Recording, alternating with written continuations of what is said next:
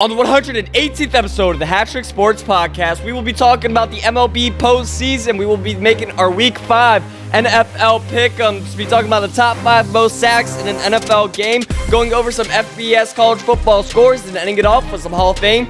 Yay or nay? Make sure you use code HatTrick Sports when checking out at w.gg for 10% off your order. Roll it!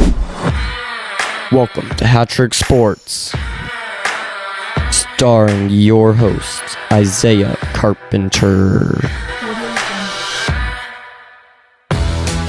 Bringing you the biggest sports headlines every week. This is the HatTrick Sports Podcast. All right, we are starting episode 118, and if you guys follow us at all, you will notice that there has not been a podcast clip out in the last week, and that is because we have not posted any podcast clips or any podcasts in the last week. Is because we have already filmed episode 118, but with some technical difficulties and the lack of time, the audio went, or the camera went away. The visuals all went away, and I didn't have time to refilm it, so I was just making some TikToks out there, testing out some new stuff. That's what this is all about, testing out new stuff, seeing what the algorithm says about it. But so yeah, now we are refilming episode 118, and I'm excited. It's going to be a good one. We're going to be going over some topics that I was going to talk about last week, and some obviously new upcoming topics and news, some more recent news. But yeah, just a little fill you guys in there. Let's start off with some MLB postseason news. All right, so we are officially in the divisional series. In the divisional series, you have the Dodgers playing the Phillies. Now, all of these teams have played one game in the DS, and you've learned a lot about the team so far. A lot of teams so far. First of all, the Dodgers are 3-0 in the postseason right now. They are 1-0 against the Phillies, so they just need to win 2 games in the next 4. To move on to the CS, which is huge. And so then you have the Cubs and Brewers playing each other. The Brewers are up 1-0. Cubs did not look so good in game 1. And again, the Cubs have blown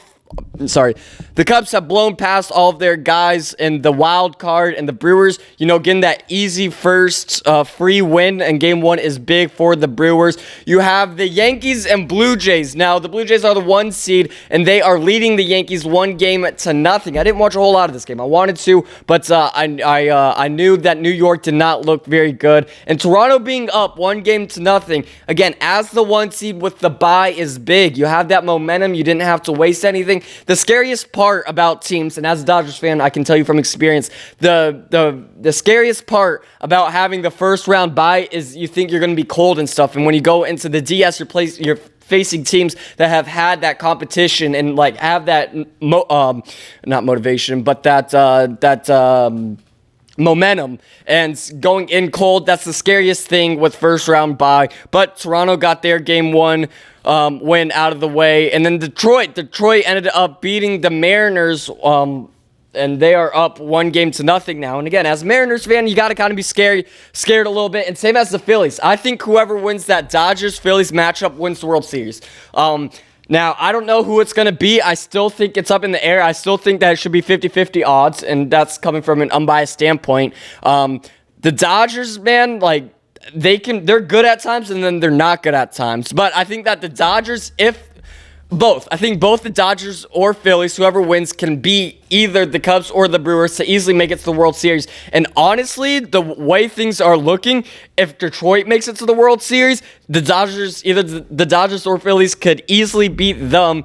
And then same with Toronto, man. The Yankees are going to be a tiny bit scary, but again, we've seen him in the postseason before. We saw him in the World Series last year. I'm going to take a look at this shirt. Freddie Freeman, he owns the Yankees. Now, I know Nestor Cortez is with the Brewers now, but hey, Nestor Cortez is not the reason why the Dodgers won in Game 5. You know what I mean? Guess what? The Dodgers still won 3 games before that, and it wasn't Nestor Cortez's fault. So let's stop the Nestor Cortez hate, even though I'm not a big fan of him.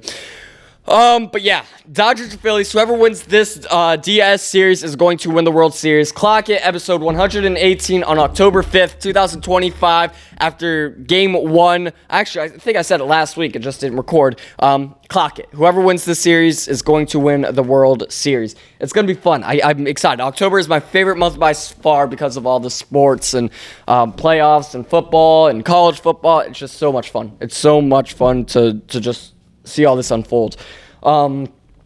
Let's talk about, since we're talking about the postseason, let's talk about Schlitter.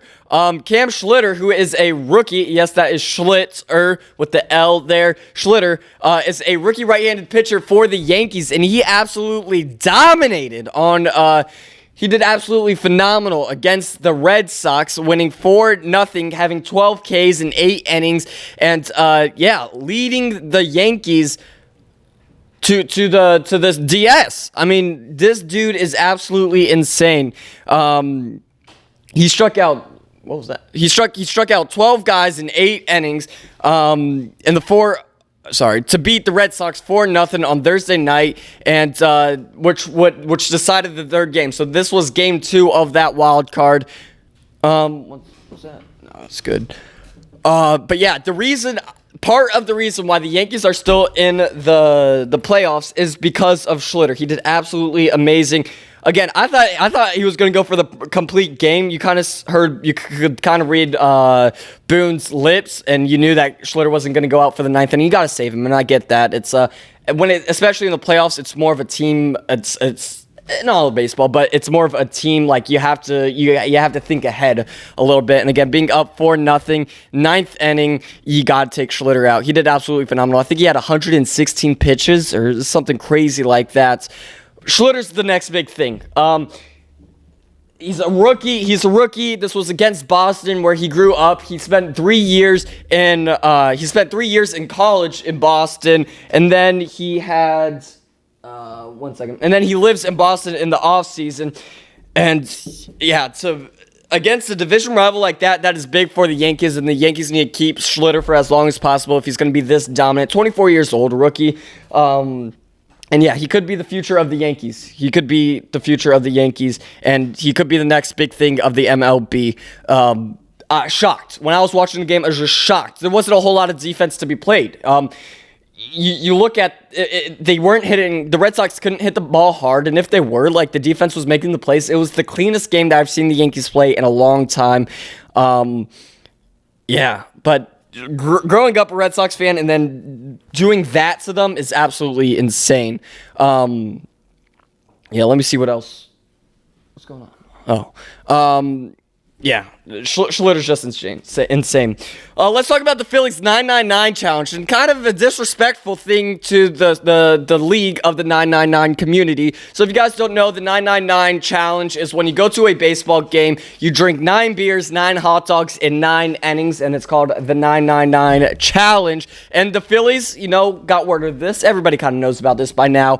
And they decided, we're going to make money off of this. So what they did is they made their own 999 challenge box for the postseason. And what it is a box full of 9 hot dogs and 9 beers. Except these are tiny hot dogs and these are tiny beers. They even said it in the tweet. They said it comes with 9 fun-size hot dogs and 9 petite beers, and even features a scoreboard to keep track of your progress. This is a disrespectful thing to the game of baseball and baseball fans across the nation. This is absolutely horrible.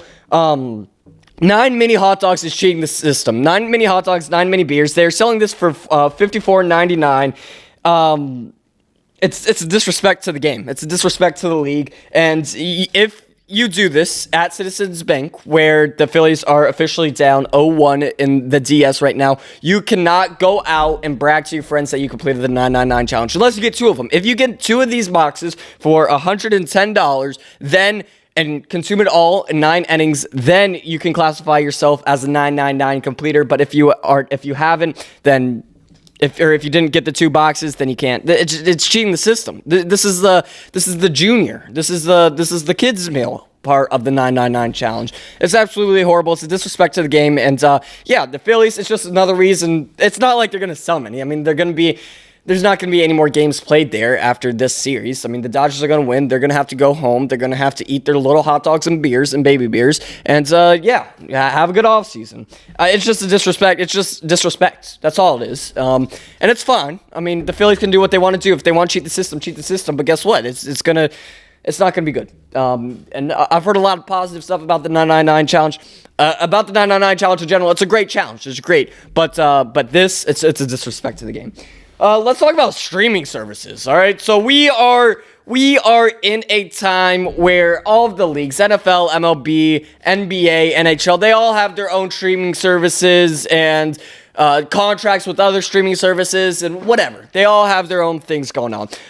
It frustrates me. So MLB TV is like $160 a year, and you get access to pretty much every game that's not blocked out. All right, but the frustrating part is when you do get blocked out. You know what I mean? Blacked out, when you get blacked out. And it's frustrating because now it's happening more and more. I feel like every week there's 2 or 3 games where I'm trying to watch them and I got to go figure out a subscription and got to go through all these different apps and figure out where you can watch the game. And it's just a frustrating part as a baseball fan. And I'm sure a lot of you understand this as well. So this is what I am proposing, that MLB.TV, MLB in general, has 3 different plans. The first plan is the cheapest plan. We call it the team plan. You spend $50 and you have access to every single game of your favorite team. So like Yankees fans, I'll use for example, because a lot of Yankees fans are just Yankees fans and not MLB fans as a whole. And actually hardly any Yankees fans actually know anything about the Yankees. Let's be honest, all the guys wearing the hats, not real Yankees fans. But so you have the team plan right there. All right, hear me out. You have the team plan, $50. You get access to the Yes Network pretty much. That's pretty much all it is. So then you have your regular plan, and this is the plan that you have now. You spend your $160. You have access to all the games unless they're blacked out. Okay. So then you have the ESPN, you have the MLB Fox, you got the Netflix, you got the Apple TV. You have all these different stuff. You don't have access to those games unless you have those streaming services, and the MLB will use this as leverage to get the contracts. But then you have the super plan. That's what we're going to propose it as, the super plan. And this is where you spend $300, so nearly double the amount of the previous plan, but you get access to every single MLB game, regular season and postseason. So 162 times 15, you get access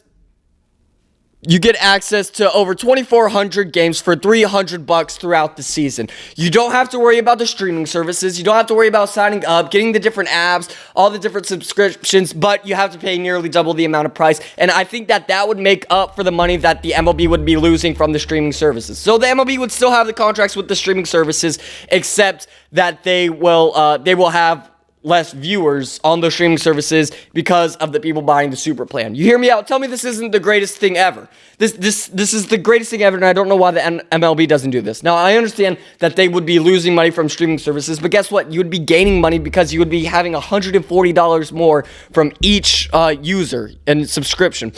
That's just me. I think that if you offer a plan for $300 a year to have access to every single game all in one place, the MLB would make a lot more money. And yeah, like I said, I know they have deals with the ESPNs, the Apple TVs, the Netflix, the Fox, all the other stuff. It makes sense. Trust me. It would be more beneficial. The MLB would make more money, even though they would be losing money from streaming services if they did it like that. And then it would help.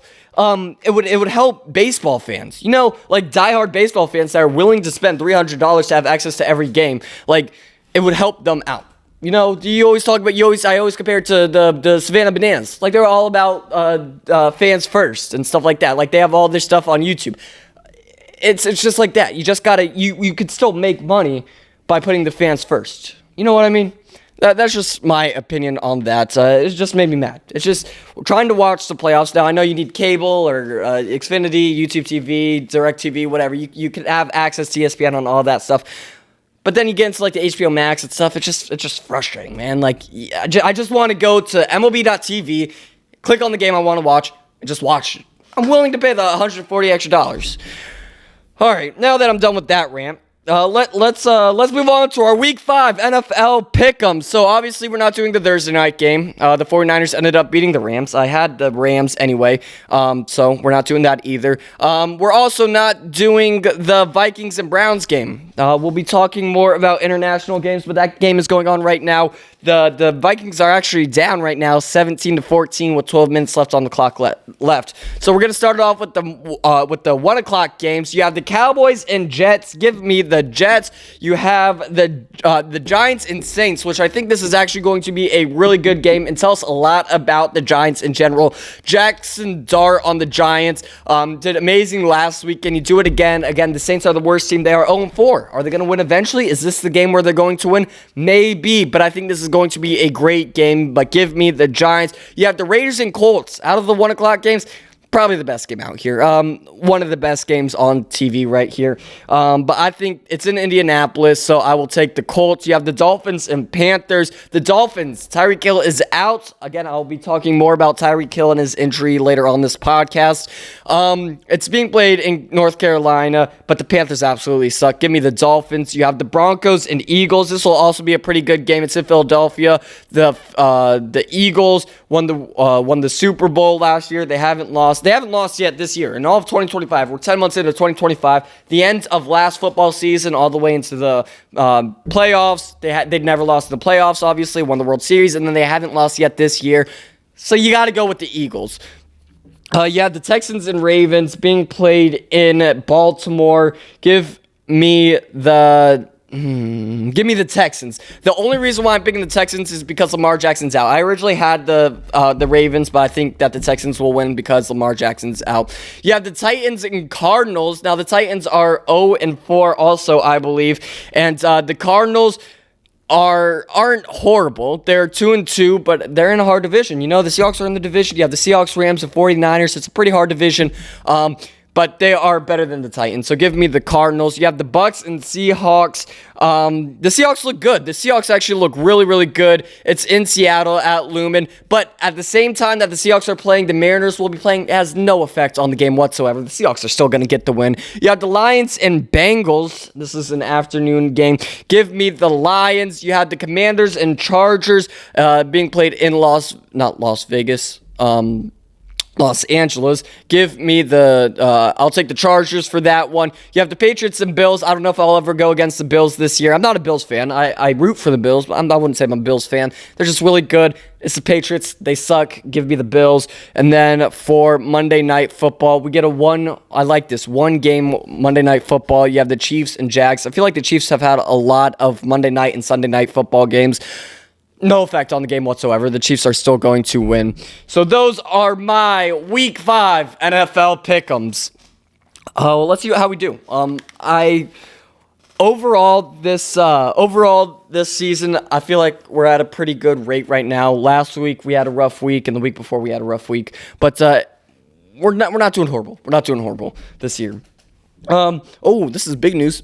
We're going to actually talk a little bit about this, and I don't know what I need to censor out. I'm sorry for you guys on TikTok Live. I know it can't show up on the For You page because of the TV and stuff. But we are going to be talking about a stabbing. The ex-QB, Mark Sanchez, a Fox analyst and ex-QB in the NFL, was arrested. No, let's start this off. I don't even know where to start with this. I have no idea where even to start with this. But the Fox analyst, an ex-NFL QB, Mark Sanchez, was stabbed and brought to a hospital and later arrested. What is going on? So Mark Sanchez was supposed to be on the broadcast for today's Colts-Raiders game. And so he goes to Indianapolis, throughout the week. You usually go like halfway through the week, whatever. Saturday night. No, it couldn't have been Saturday night. Friday night into Saturday morning, he got a little tipsy, one might say, shaboozy, a little tipsy, and started a whole bunch of chaos. What original reports were saying is that he got stabbed and was being brought to the hospital in stable conditions. Everybody's like, oh my goodness, all my thoughts and prayers go out to Mark Sanchez and all that stuff. And then it came out a few hours later that he was being arrested. And I was like, whoa, hold up, plot twist. He was getting arrested for being stabbed, and everybody had all these questions, and we don't have all the answers left. And I have to preface this by saying that in the American government and how he will be tried is that he will be innocent until proven guilty. He has not had a court case yet, so all this is alleged.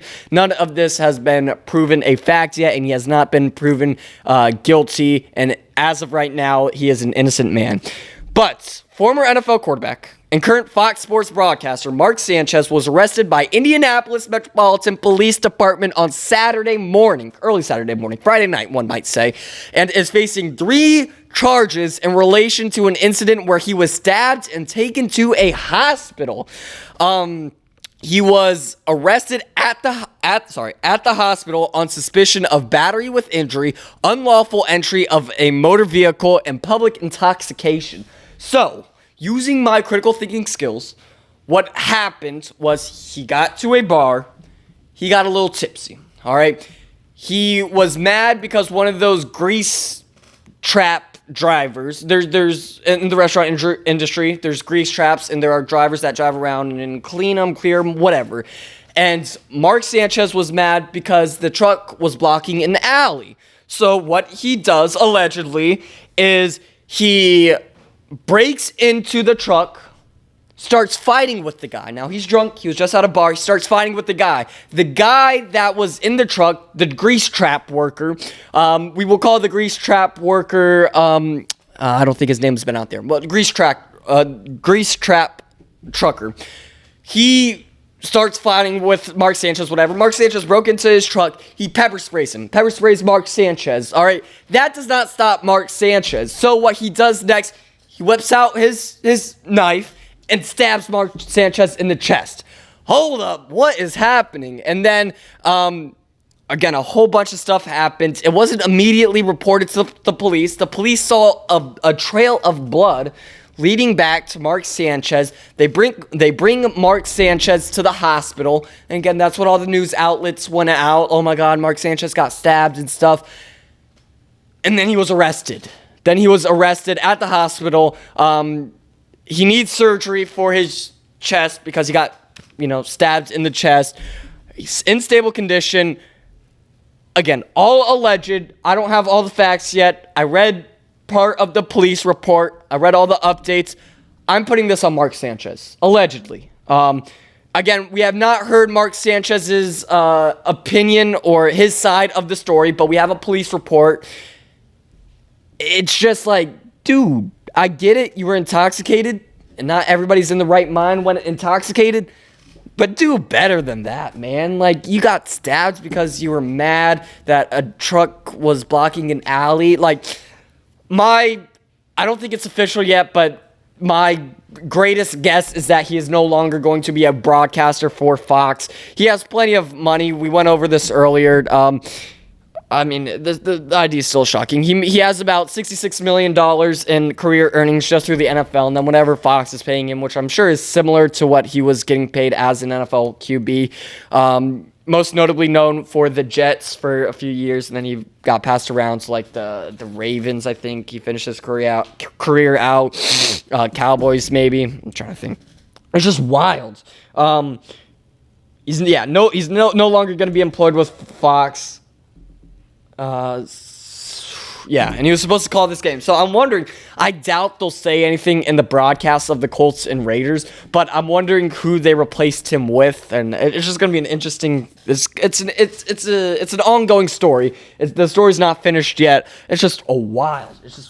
An a Fox broadcaster got stabbed for breaking into a grease trap truck driver, and then pepper spray. The whole story is just absolutely crazy. Let's talk about a little Tyreek Hill update. So, obviously, last week, Tyreek Hill not looking so hot. Tyreek Hill dislocated his knee, and I'm sure there was a lot of ligament damage and bone damage that went along with it. This is just an update. He is going to be out for the rest of 2025. I have a feeling that he will never play for the Dolphins ever again. He's an interesting dude. Obviously, there was a lot of drama at the end of last season where he kind of got mad at the team, I don't even know if he technically requested a trade.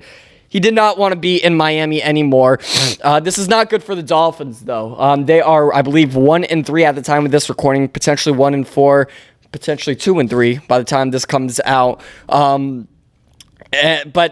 yeah, he did have a lot of injuries going into the season, though. So there was a lot of training camp where he wasn't at the facility. So luckily, they don't have to, they know a place where there is no Tyreek Hill. But, since he's been with the Dolphins, there hasn't been many games. I think there's only been one game where he has not played. And again, with Tua, somewhat newer to the league, this is not going to be good. This is not going to be good for the Dolphins. Now, the Dolphins were on the downhill anyway.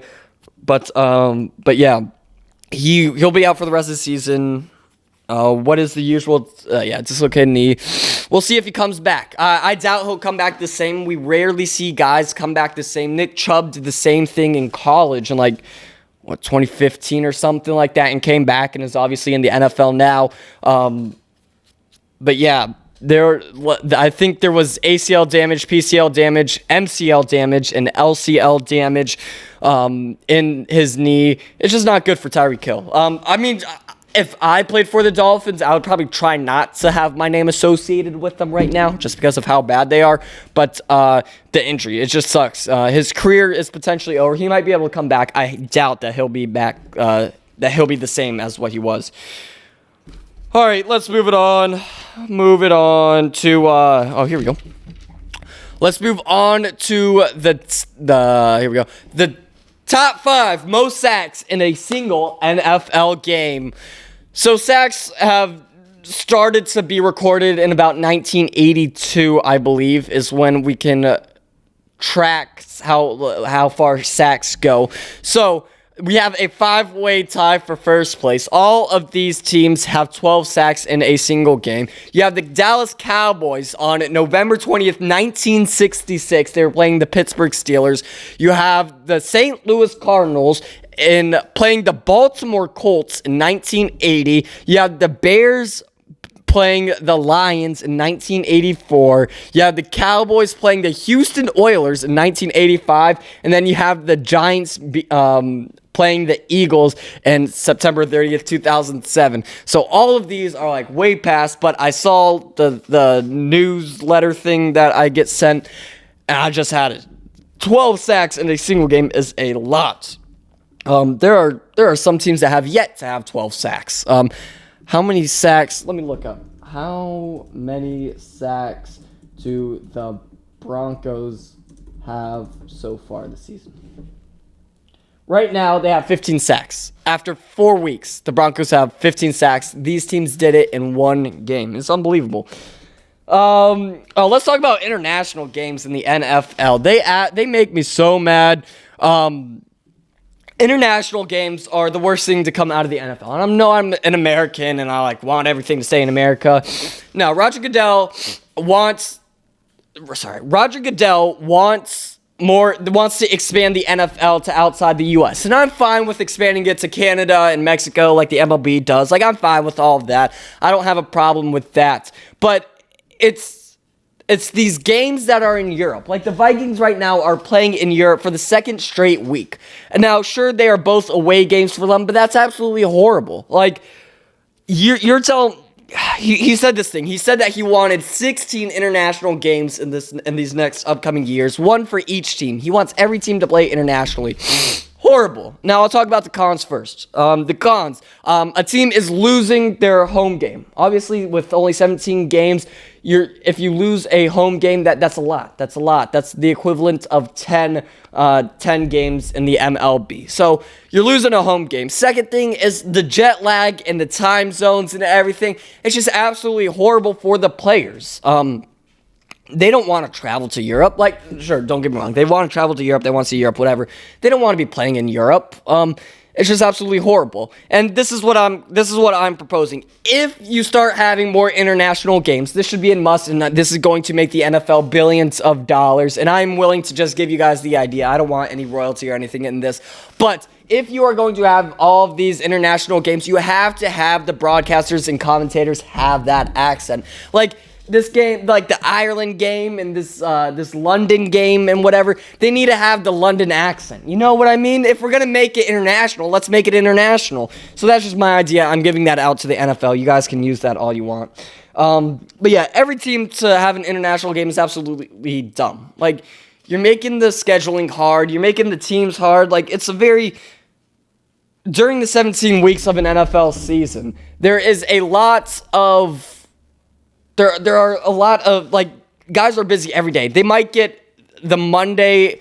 Usually they have to go to the facility Monday to, like, recover and stuff, I would assume. And then Tuesday, I think it's, like, technically their off day. And then Wednesday, they get back up and start working out and recovering and start getting ready for the next week. And now you're messing with that schedule by having international games where they're 12 hours ahead or behind. And it just makes life a lot more complicated for the fans and the players. So I get it. You want to expand. You want to make money. Expand to Canada and Mexico. You don't got to go to Europe and Australia and all that. I just don't agree with it. Now, yeah, I just don't agree with it. Let's talk about yesterday's FBS scores. All right, we're going to go over some college football scores from last night. Some notable ones, I should say. Let's start it off with Georgia beat Kentucky 35-14. Virginia barely beat Louisville 30-27. Florida ended up beating ranked 9 Texas 29-21. Florida has had a hard schedule this season, and to beat Texas after the last month or so that Florida has had, that is pretty big. Bama ended up beating Vanderbilt 30-14. I don't know how much was Alabama favored against Vandy? They were favored by 10.5, 12 points. I thought it was a bit less than that. But yeah, Bama ended up beating Vanderbilt. Notre Dame beat Boise State. There wasn't a lot of, like, close matchups. You know, the biggest game of the week was definitely Miami, Florida State, where Miami ended up winning 28-22. Florida State came back. Miami was up by quite a bit. Florida State kind of came back, but they couldn't pull it off. You know, Miami, they're a good team. They're ranked 3. Florida State is ranked 18. They had a bad week. But yeah, Miami... That was the big game. That was the biggest game of the week. They ended up winning 28-22. All right, that is going to do it for the 118th episode of the HatTrick Sports Podcast. Thank you guys for watching. You can listen to podcasts anywhere you listen to podcasts: Spotify, YouTube, Apple Podcasts, Google Podcasts, Podbean, your Amazon Alexa. Make sure you follow us on TikTok, Instagram, YouTube, Twitter, Facebook. Go to shophattricksports.com to get the best merch ever. And we will see you guys next week for episode 119.